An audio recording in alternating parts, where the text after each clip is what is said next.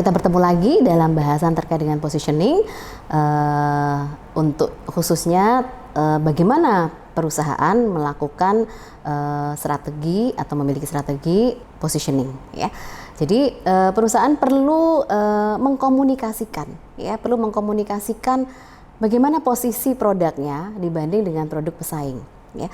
Sebelum mengkomunikasikan ke konsumen, ya, karyawan sebagai garda depan, ya, khususnya sebagai garda depan, perlu paham produk perusahaan ini akan bergerak di bidang apa, akan bergerak seperti apa, ya, akan diciptakan image yang bagaimana. Jadi yang pertama itu perusahaan perlu mengkomunikasikan secara intensif kepada karyawan, ya, secara internal. Jadi karyawan memahami misi dari perusahaan. Perusahaan akan menciptakan produk yang bagaimana, yang diharapkan hal tersebut bisa ada di dalam pikiran konsumen, ya. Selain itu, telah mengkomunikasikan pada pihak internal, pihak eksternal dalam hal ini adalah konsumen, wajib dikomunikasikan, wajib diinformasikan, ya, agar hal-hal tersebut tersampaikan, ya.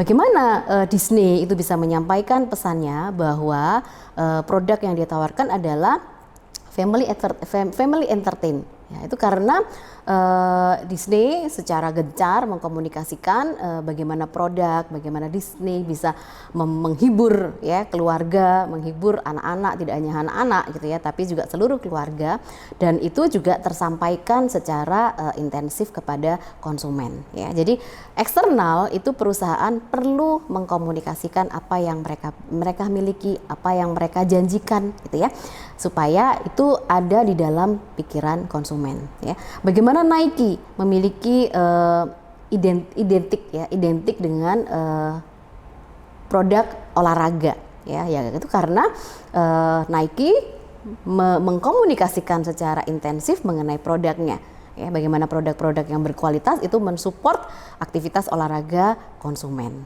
ya.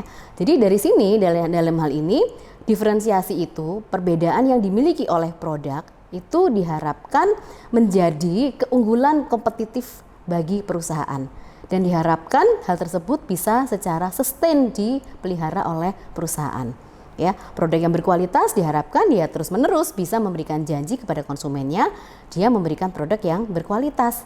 Produk olahraga, hiburan keluarga secara sustain dipelihara, ya. Kalau perlu ya leverage gitu, ya, ditingkatkan, tapi message itu harus tersampaikan, ya. Nah, dari apa yang disampaikan oleh perusahaan atau apa yang dimiliki oleh perusahaan, harapannya adalah memberikan keunggulan kepada konsumen. Konsumen akan memilih satu produk kalau memang produk tersebut bisa memberikan kebermanfaatan bagi dirinya, ya. Positioning bagi usaha kecil perlu juga dilakukan, ya. Beberapa hal yang bisa dilakukan itu adalah dengan menemukan keunggulan kinerja suatu produk ataupun layanan. Jadi memang keunggulan itu yang perlu dimunculkan, ya. Apa yang menjadi berbeda, kalau hanya berbeda maka bisa jadi tidak akan dipilih oleh konsumen, ya. Berbeda tapi unggul, nah itu yang akan menjadi pilihan konsumen, ya. Fokus pada merek yang lebih sedikit dan lebih kuat, ya, itu harapannya usaha kecil itu akan memilih apa yang dia bisa bermain di situ, ya, fokus di situ dan dia unggul di situ, ya. Mendorong untuk uji coba produk ataupun layanan yang mereka miliki, gitu, ya. Mempersuasi konsumen, gitu, ya. Mengembangkan strategi digital yang kohesif itu sangat perlu juga dilakukan, ya, karena dengan digitalisasi, dengan perkembangan teknologi komunikasi, jadi penyebaran informasi itu semakin cepat, membuat boost, gitu, ya. Dan komunitas merek yang setia itu juga perlu dilakukan, ya. Elemen-elemen merek terintegrasi juga perlu dilakukan, juga asosiasi merek, ya. Dari apa yang menjadi pilihan konsumen, kalau konsumen sudah memilih, kalau sudah ada dalam pikiran konsumen dan itu menjadi pilihan konsumen, ya, tidak hanya dalam pikiran tapi dipilih, maka konsumen akan menggunakan produk tersebut. Market share perusahaan akan tercapai, ya.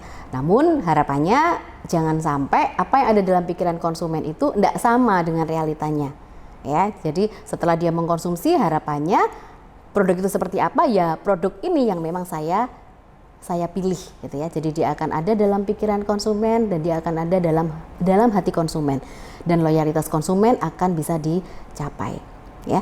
Demikian paparan terkait dengan strategi positioning yang harus dilakukan oleh perusahaan. Sampai bertemu dalam paparan selanjutnya. Terima kasih.